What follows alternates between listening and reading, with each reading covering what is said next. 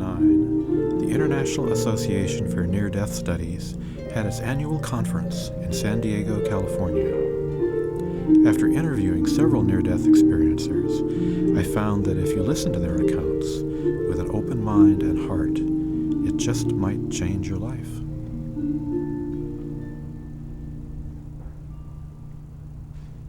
Suzanne Ingram, and I'm here in San Diego at the I.A.N.D.S conference. I am a near-death experiencer 2 times, and I would like to tell you about my experience. My first experience was a car accident that happened in Pennsylvania. I was driving on the turnpike and I was entering a tunnel when I heard something similar to a gunshot, and I lost control of my car. My father's face came to me and he said, "Go with the skid," which I attempted to do. The next thing I recall seeing was blue and green and some red flashing behind it. After that, I was above my body in an emergency room while the team of emergency staff, police, and everyone was trying to help bring me back to life. And the doctor was very distraught, and I recall him saying, "If I lose this one, I will quit. I can't handle this anymore." And as I was floating above my body, at the time I wasn't sure it was my body, but later I realized that is me down there. I wound up knowing everything about everybody in the room, which I found fascinating. And once I had everything that I needed to know about that, I raised up through the ceiling, my essence raised up, and I came to a floor that had a lot of patients in one room. And I wound up knowing everything about them, who was dying and when, who was going home, who was having a party when they did go home. And I got bored with that, and I raised up some more, and I was out of the hospital.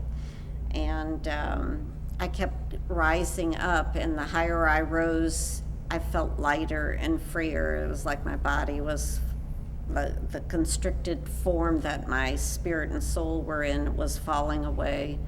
I noticed a milky opalescent, like umbilical cord leading back down to where my body was, but as I was rising up, it just kept moving with me and stretching. And I got up so high that all of a sudden the world was like a blue marble, like you see when the space shuttle takes off. And I was, wow, this is great. And then I realized, I don't know where I'm going because I'm going backwards. So I flipped over, and the Milky Way was a couple feet in front of me. And I decided I didn't know where I was going, so I had to ask a question: where do I need to go?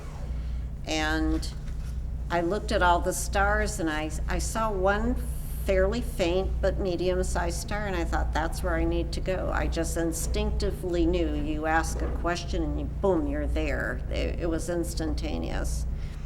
And as I was entering what I call the tunnel of light, people were greeting me, and some of the people were still alive on Earth, but they were there greeting me, and along with people who had passed to the other side.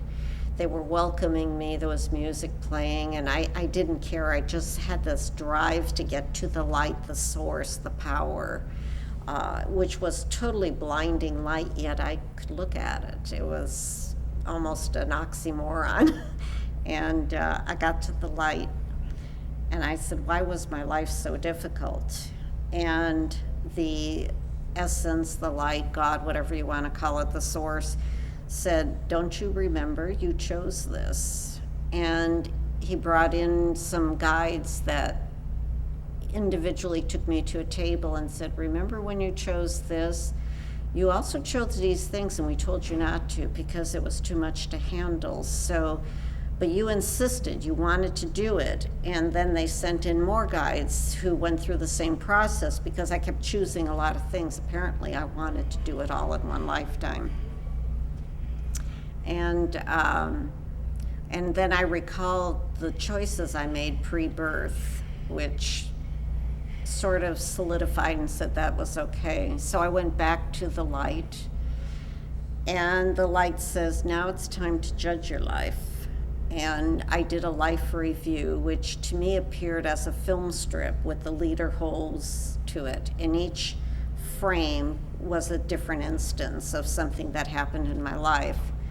And I came to one that I was very regretful over. And a boy used to torment me, and I finally reacted one day and I hurt him. And I regretted that.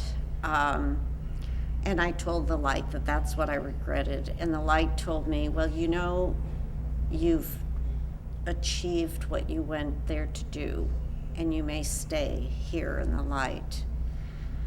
But we have another thing we want to offer you. And they opened what I call door number 2. And they opened it a crack, and they said, or you can go back and achieve what's behind door number 2. And I questioned him, the source, and I said, would that mean the doctor's going to remain a doctor? He won't quit his profession? And the source said, yes, he will remain a doctor if you go back. And I said, I was giddy with joy, and I said, then I'm going back. I want him to remain a doctor. That's my gift to him. And I was popped right back into my body instantly.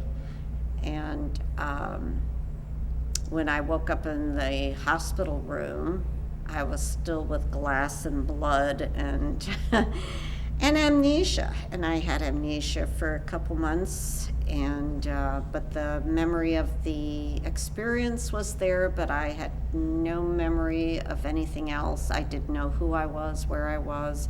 Even when they told me, I had no clue what they were talking about. And a couple days later, they found my family, and my family came and got me, and I didn't want to go with them because I didn't know who they were. And it took me 30 years to find out what I had was a near-death experience. And I was so thankful for the person who told me what it was that I had, because no one, when I tried to talk to him about my experience, wanted to listen to me. So I'm very thankful that this organization exists, that the support groups exist, and that people can find solace in what they offer. How do you explain the fact that you met people on the other side who are still alive? I explain it to people like it's the ocean. You take out a cup of water from the ocean. That cup of water is still the ocean. It represents everything that the ocean is. I believe from my experience that our Creator, our God, we are just extensions of them. So we are every place, just like the belief of God is everywhere. We are everywhere. And you can be in many places at many times on different levels. Has this experience changed your life? Yes, it has, dramatically. How? Many ways. I was born and raised Catholic, and I never felt that that was correct. I am non-denominational. I believe that goodness and love are where it's all at, and I try and live in the moment and be respectful of everybody, no matter where they're at in their life or what they do or anything, whether it's a homeless person on the street who is a drug addict, I will still respect him and say good day to him, you know. It's also changed me where I have psychic powers, I have healing powers, I have intuitive powers. I hear things, I smell things, I get messages in many ways. Don't know what to do with them a lot of times. How do you have psychic powers? I was meditating in New England when a friend was in California biking cross country with his children, and in the meditation I got, he's hurt. He was forced to go into an emergency walk-in and he didn't want to do it. So I called his wife and I said, when he gets back into town, please have him call me, it's very urgent. So when he did get in town, he did call me. He told me all about his trip, but he left out the part of the accident. So I questioned him. I said, And what about the accident? He says, what day, what time, how did you know? And I said, I didn't think to write it down, the date and time, but I knew it was in the morning when I was meditating. And he confirmed that, and I guessed. I said it was like 4 days into your trip, and he said 5 days. Or no, 3 days or something like that. And anyways, I was in the ballpark, and I just knew, I felt he was hurt. I sensed it, I felt it, it was strong, it was powerful, and I knew it.